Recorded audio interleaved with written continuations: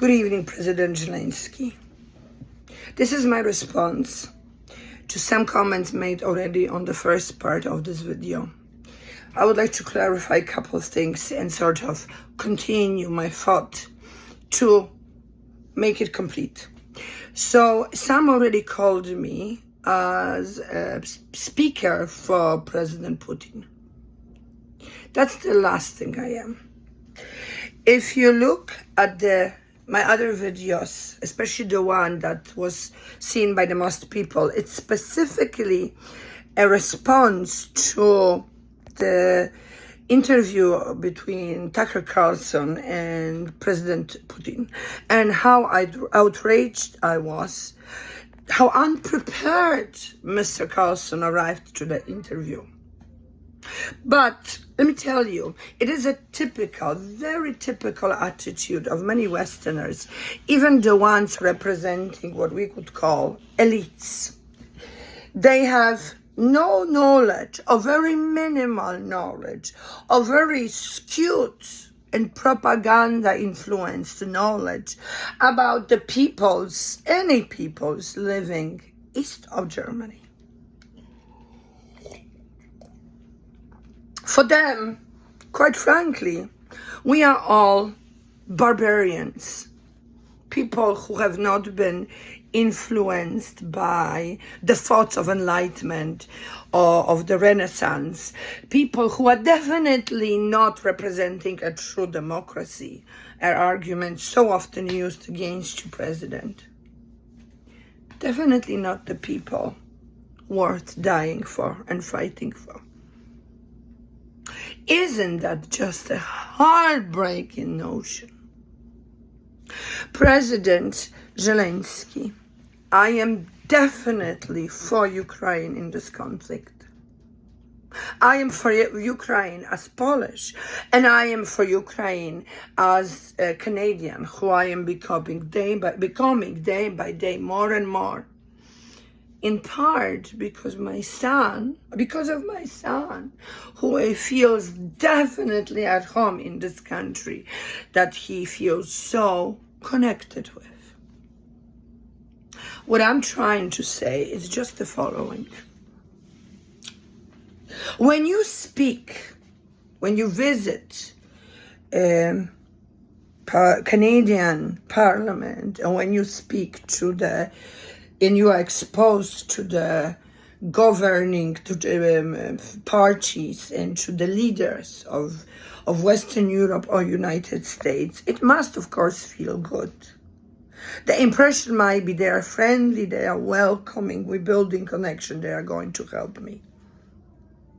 But the thing is, the times are coming, and it must feel good.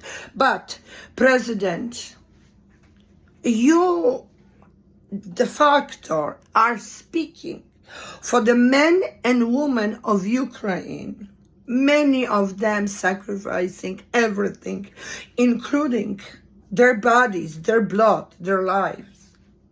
And I know that you are acutely aware of it.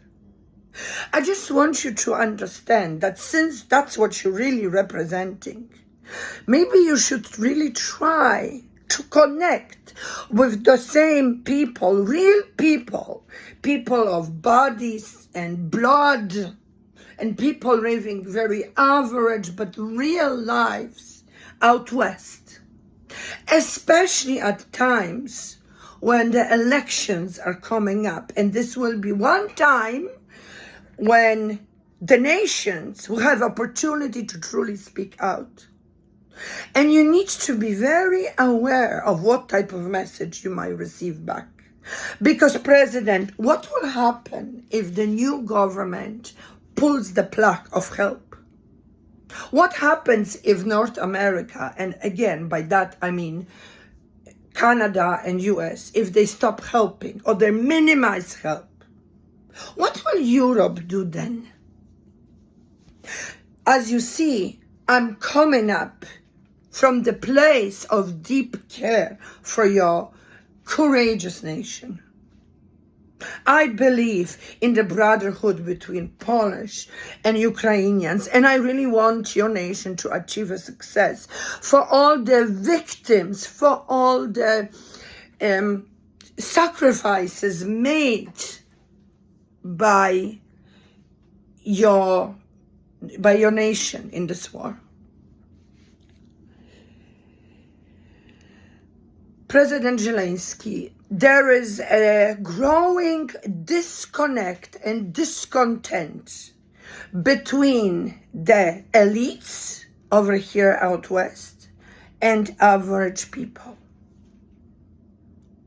So, when you're speaking to those elites, or when you perhaps are being prepared to speak out and speak up over here, that's who you focus on speaking to.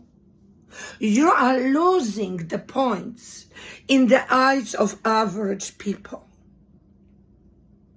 And that's when those, by average, regular people, the blood and the actual strength of each nation, these people then start to look at you with similar resentment that they look at on the elites. And, I'm not going to turn into the discussion which side is right, because it's not so black and white. It's very complex and complicated. I'm just trying to sort of draw a picture and give you maybe a refreshed perspective, and really kind of try to, I'm speaking with passion, so maybe you can feel for a moment connected with our realities over here, because it's tough, President. And goodness, of course, the toughness I'm talking about is uncomparable to the struggles of Ukrainians fighting on the front of the war. Of course not. And yet, it does feel like everyday battle for survival. With the prices constantly growing up, with the inability of sort of lesser ability to establish ourselves comfortably, the youngsters, the new generation, sort of not having chances to have lives the former generations had, the disparaging difference between the wages and the prices of the houses, or even of the rents, especially in the bigger cities, but not only. The growing number of homelessness, of people really mentally affected by the difficulties, people who are not fed properly, who have to save up money on food even.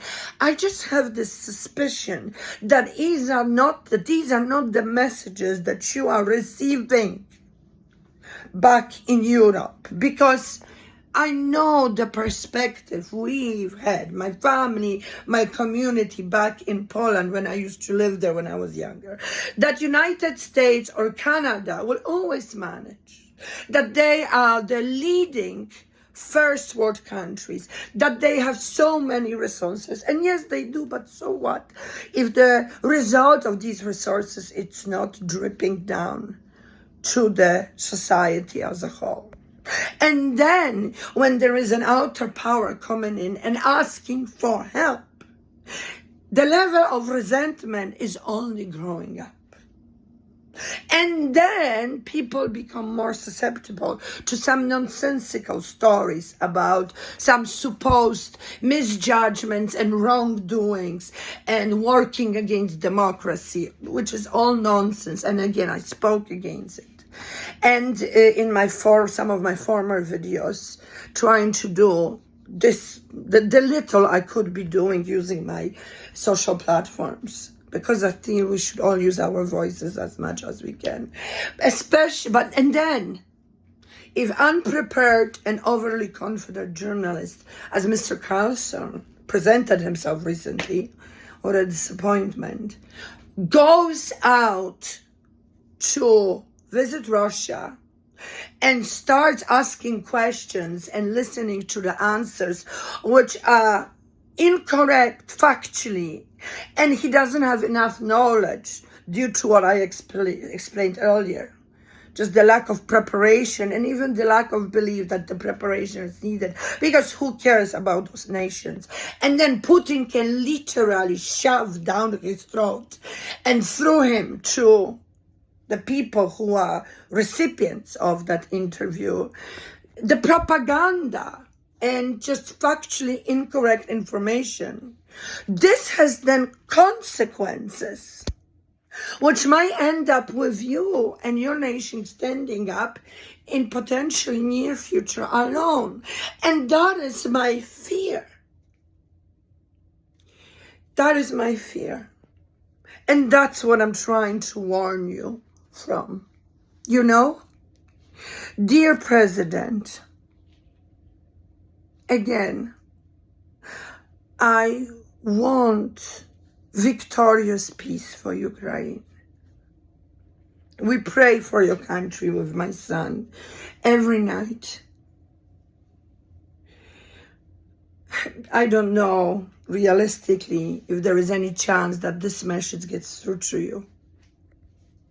But I hope it gets through maybe to some people who might be having a skewed understanding of what's going on.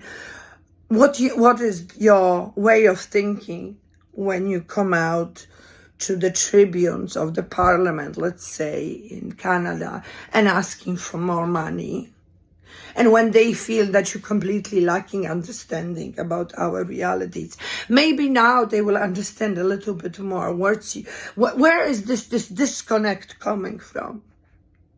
And I hope we can all arrive at the sense of mutual understanding and some sort of consensus that can lead to the positive and fruitful future. Thank you.